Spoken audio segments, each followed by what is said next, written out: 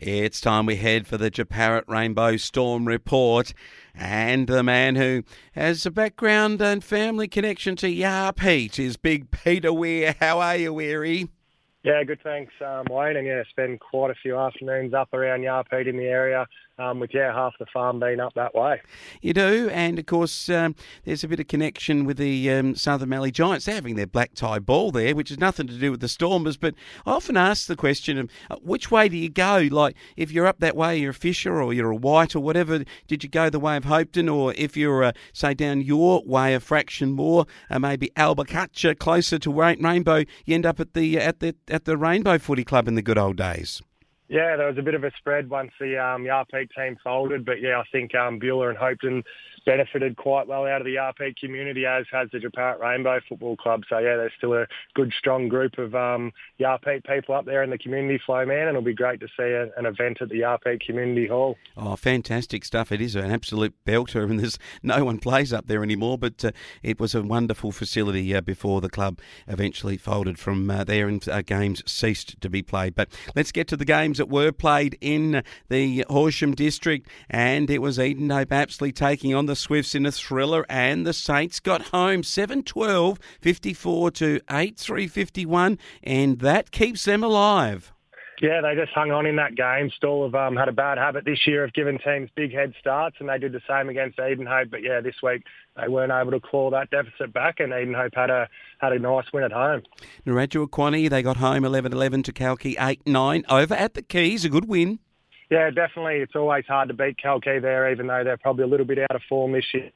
The Bombers would be very happy to take a point win away from Kalki on the weekend. You don't want to see this if you're a Rapagna fan, because they were absolutely smashed by the league leaders, and ominous signs already. 26-17 from the Kangaroos. Rapagna 5-3, last year's premiers, in a replay of the final there. It is an absolute smashing.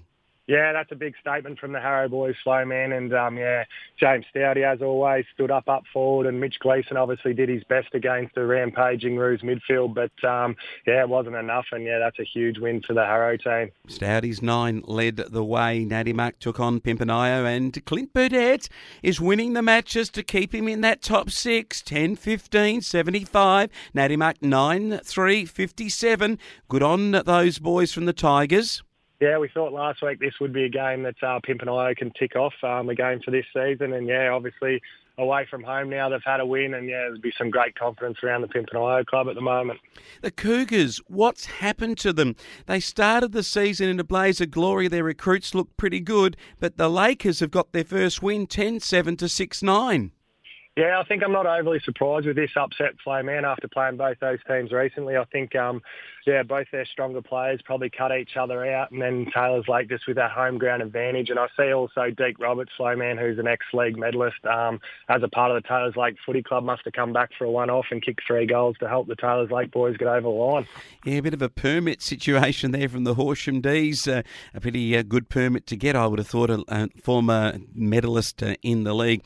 What about Jeparrot Rainbow, though? You blokes, 26-12, 168, 12-goal final quarter, if you don't mind, beat Laharam 3-4-22, and they did it without P. Weir.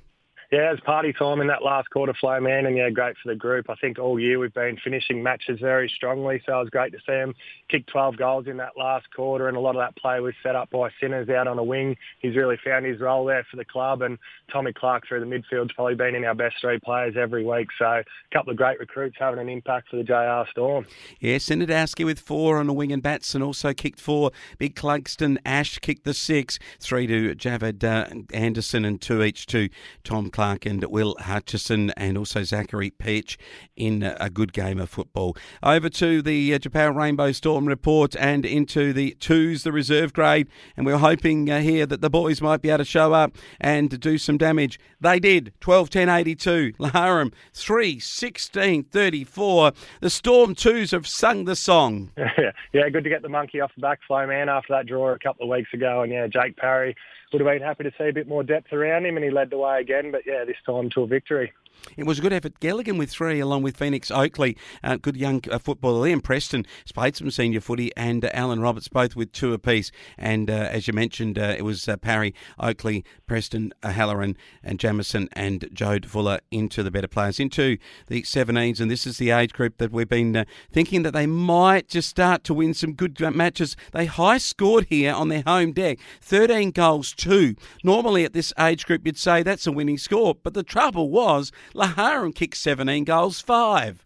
Yeah, unfortunately on the wrong end of the result again, Flowman. But yeah, footy's always fun when you kick in a heap of goals. So I'd say, plenty of positives to take out of it from the under-17 boys. But yeah, that win just escaped them again this weekend. It did. Job Dickerson, Cooper Tassanowski, William Fisher, Riley Snyder, also Xander Eckerman and Caleb Tregenza. And Stasnowski, Cooper booted 4. Job Dickerson and also Xander Eckerman both got on the score sheet with a couple. And Badua, Cox, Everett, Fisher and Schneider all kicked single scores into the kids, the little fellas, and we've been watching it all year. We've been calling for this, that boys to get up and win this game. It was a massive one because Laharan were lower on the table, and it was not what we wanted to see. It was the red and blue, 8-9-57.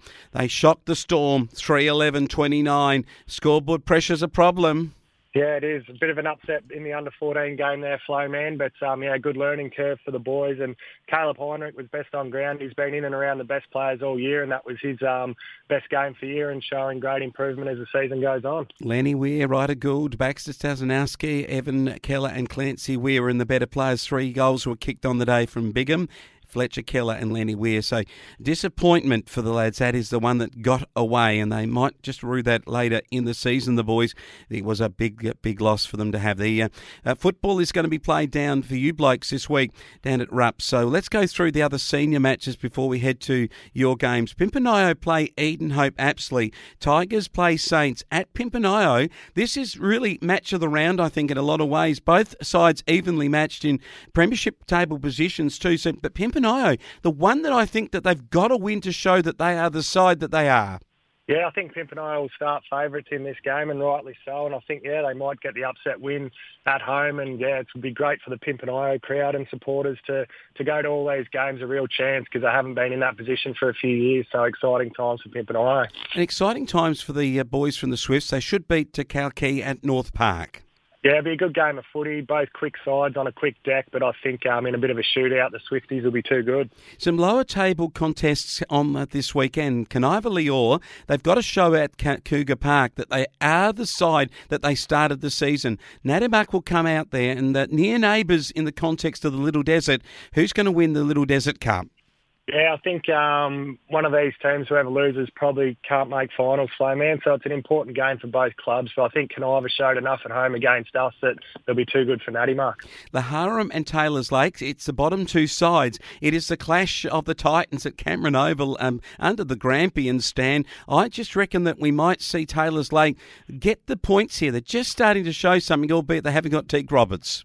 Yeah, it'll be hard to pick a winner here, Flowman, but I think, from one side, someone will stand up and be a match winner. I'm not sure who that will be, but look for someone to kick a bag of goals and get their team over the line. Now, interesting here, Harrow Balmoral have absolutely poleaxed everybody this year that's come up against them, except probably Japarut Rainbow Storm. You're actually the side that's got the closest to them through the year. Narrajua Quantong at home at Quani. I wonder whether they are a side that could just show something against the Kangaroos. Yeah, well, they'll be very happy to be playing them in their home ground, Flowman. And when they were really pushing and contending the Bombers, they played a really good team defence and a great team-orientated game. And they'll have to bring that mindset to challenge the Harrow Balmoral Roos. But, I think the Roos will be too good. If you started the season, the Premier's up against Japarut Rainbow Storm over at Rapane, you might have got penciled in the Panthers. The Storm might be able to get across there and get a win. The Panthers have got to stand up here. They need their best side to play. They've been missing Musgrove in that recent weeks, and it's going to be hard. They do need to get to back their best team on the park, and it doesn't look like he's named to play. So it is a very good chance for you blokes to win away. Yeah, a quirk of the draw. Flowman's had it that we've played the team that's played Harrow the week before. So each week it's been a similar story where we're playing an opposition that probably is coming off a really hard-fought battle and probably looking to rebound quickly. So we know the first quarter is going to be a real challenge for our team, and probably one negative of our side is we have been slow starters, Flowman, and even going back to last year against Rapaniat, we gave them 8 goals in that first quarter and never got it back. So watch for the first quarter with Japart Rainbow wanting to get off to a good start and Rapaniat wanting to quickly move on and forget about the previous week to be a big factor in the game. Yeah. Now, the reserve grade's interesting because it's 9th place, Japart Rainbow, 10th place is Rapaniat. Can the Storm get 2 in a row? Oh, I think so, Flowman. In the senior side, we've probably got our strongest list on paper we've had all season. As you know, that quickly flows on and makes a big difference in reserves footy, and I think our boys will win 2 games on the trot. All right, the 17s. This is an important one for your lads. You've got Rupp in 7th place. You're down in 9th. There's not a lot between you in terms of percentage. So this is a real show. You've got to beat these sorts of sides who are just outside the top 6. Yeah, I think we're a chance, and I think with Dimboola having the bye in the Wimmera Football League, we might have 2 or 3 boys coming just to boost the depth of our squad flow, man. So, look, Rainbow to be a bit stronger than last week, and let's hope they're on the right side of the scoreboard. Oh, that's an interesting one.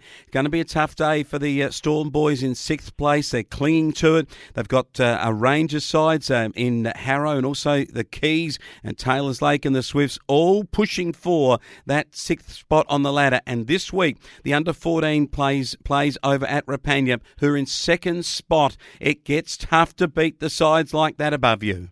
Yeah, it definitely does. And I remember timekeeping a game there last year, Flowman, and Riley Downer was a standout little player for the Rapaniat team, and I see he's getting in the best players every week again this year. So the under-14 boys will have to put some time into him, and if they don't, the game could be over pretty early.